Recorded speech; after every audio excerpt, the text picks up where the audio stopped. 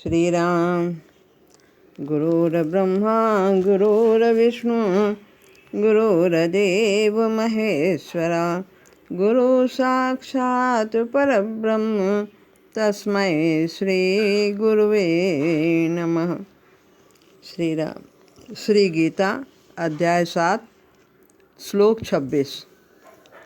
वेदाहं समतीतानि वर्तमानानि चार्जुन, भविष्याणि च भूतानि माम तु वेद न कश्चन। भगवान कहते हैं कि इसके पहले वाले श्लोक में उन्होंने बताया, यह जो अज्ञानी मूढ़ मनुष्य समुदाय है वो मुझे ठीक से नहीं जानता। वो मुझ अजन्मा और अविनाशी को जन्म लेने वाला समझता है, मरने वाला समझता है। क्योंकि सबके सामने योग माया से अच्छी तरह ढका हुआ मैं प्रकट नहीं होता हूँ। इस प्रकार उन्होंने बताया। अब यहाँ बताते हैं कि हे अर्जुन, जो प्राणी भूतकाल में हो चुके हैं तथा जो वर्तमान में हैं और जो भविष्य में होंगे, उन सब प्राणियों को तो मैं जानता हूँ, परंतु मुझे भक्त के सिवाय कोई भी प्राणी नहीं जानता। भगवान की दृष्टि में भूत भविष्य वर्तमान ये काल का भेद नहीं है। काल की सत्ता जीव की दृष्टि में है। इसलिए हमें समझाने के लिए भगवान तीनों काल की बात कहते हैं। भूत भविष्य और वर्तमान के सभी जीव निरंतर भगवान की दृष्टि में रहते हैं।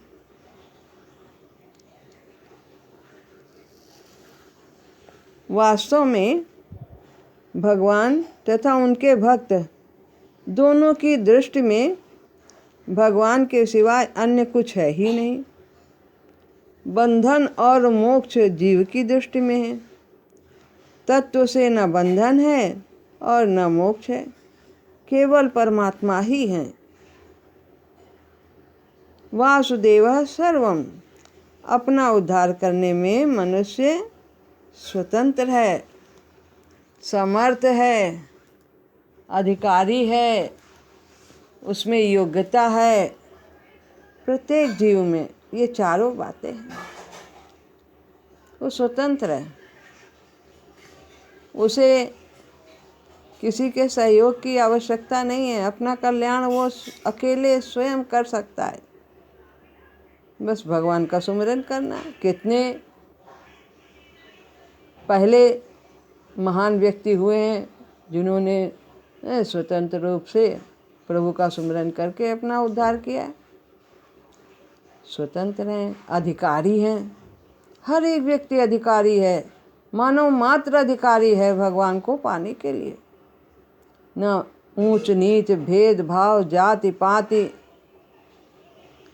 न किसी भी प्रकार का स्त्री पुरुष का कोई भेद है, वर्ण का कोई भेद नहीं, संप्रदाय का भेद नहीं, हिंदू मुसलमान कोई हो, सब लोग अधिकारी हैं भगवान को पाने के लिए। कितने महान भक्त हुए हैं मुसलमानों में, रसखान कवि जैसे कितने महान हुए, और भी बहुत से हुए। तो अधिकारी प्रत्येक मानव जाति, प्रत्येक मानव प्राणी वो भगवान को पाने का अधिकारी है, अपना कल्याण कर सकता है। उसमें सामर्थ्य है।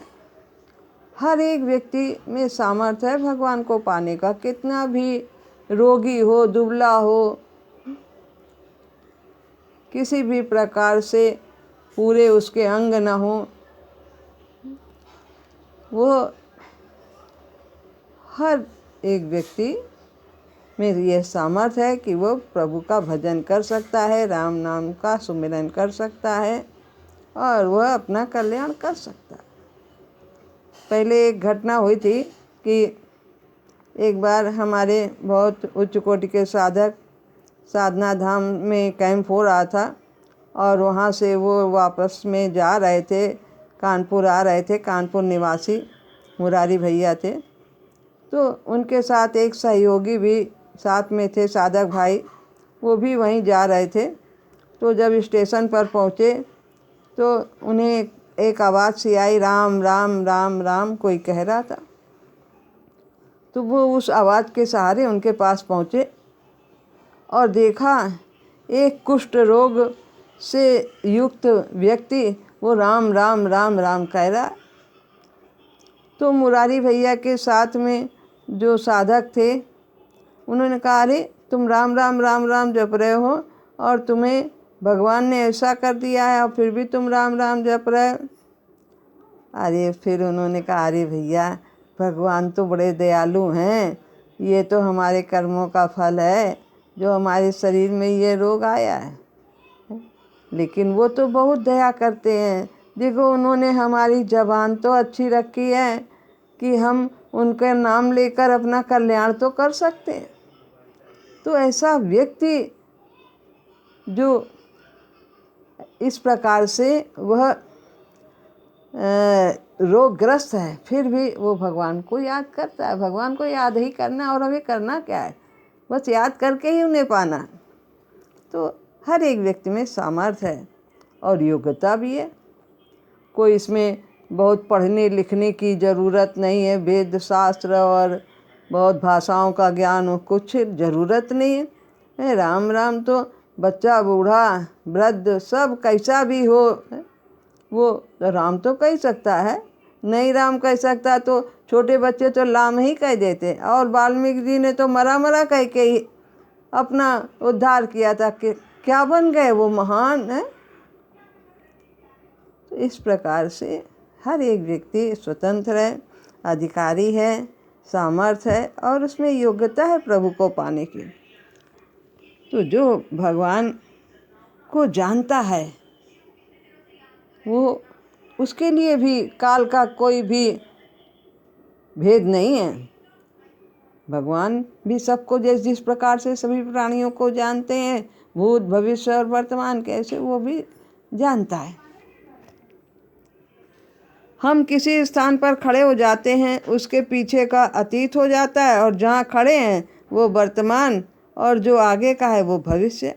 ये तीनों ही हमारी स्थिति पर निर्भर करते हैं और उनका अपना निजी कोई स्वरूप नहीं। जैसे हम सूर्य देखते हैं जैसे, और वो हमसे हजारों मीलों की दूरी पर है, वहाँ से प्रकाश हम तक पहुँचने में 7 मिनट लगते हैं, और 7 मिनट के सूर्य का जो प्रकाश हमारे तक आता है तो हम उसे वर्तमान देखते हैं, जबकि वो पहले का आया हुआ 7 मिनट उसको चले वहाँ से हो गया और हमें वो अभी वर्तमान दिखता है।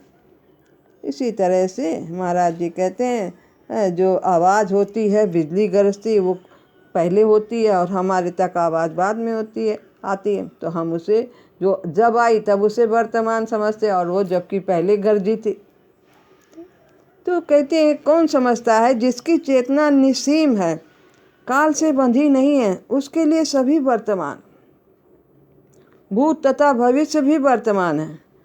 जिसकी दृष्टि विशाल है, अपने आगे तथा पीछे दाएं और बाएं एक ही समय में सभी और समान रूप से देखती है,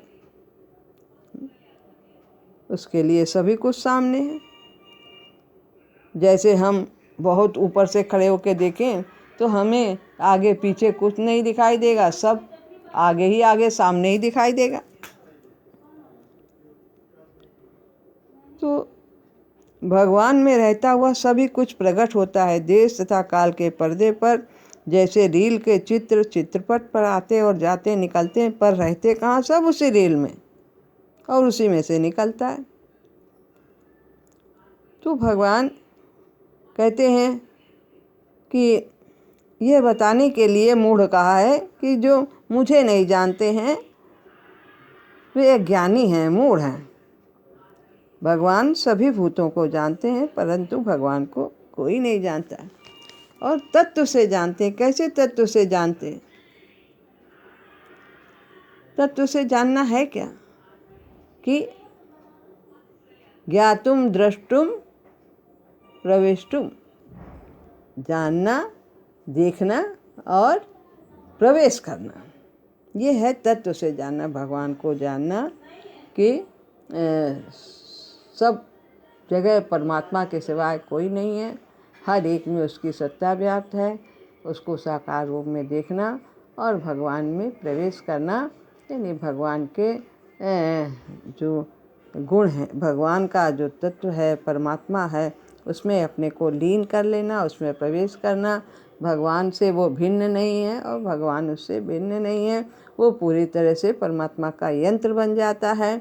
उन्हीं की शक्ति उसमें कार्य करती है। उसकी शक्ति जैसे भगवान की शक्ति असीम है, वो भी इसी प्रकार असीम शक्ति वाला हो जाता है, क्योंकि वो परमात्मा से जुड़ा हुआ है, युक्त है, पूरी तरह से जुड़ा। तो कहते हैं कि कम ही लोग जान पाते हैं कि जैसे कि महाभारत काल में कुछ ही लोग थे, भीष्म आदि, व्यास आदि थे, उन्होंने ही भगवान को पहचाना था। तो भगवान जाने जाते हैं, परंतु उनको जानने की रीति एक विशेष है, निराली है। कैसे निराली? क्या है? प्रेम की रीति है। भगवान प्रेम से जाने जाते हैं। प्रेम कैसे? अनुराग, ऐसा राग जो कभी समाप्त ना हो, उसको अनुराग कहते हैं। संसार से जब हम राग करते हैं तो कोई वस्तु या व्यक्ति अच्छी लगती है, फिर कुछ दिन बाद वो नहीं अच्छी लगती है, तो हमारा राग समाप्त हो जाता है। लेकिन परमात्मा से अनुराग होता है, जो किसी भी स्थिति परिस्थिति के आने जाने पर वो समाप्त नहीं होता है, उसे अनुराग कहते हैं। तो यह अनुराग जैसे अर्जुन में था, ऐसे अर्जुन एक भक्त थे, और उसी प्रकार से अन्य संतों में होता है जो भगवान से युक्त होते हैं, और वह अनुराग से, प्रेम से ही पहचाने जाते हैं। भक्ति होने पर, उनकी कृपा होने पर परमात्मा का बोध होता है और वो धन्य हो जाता है। श्री राम।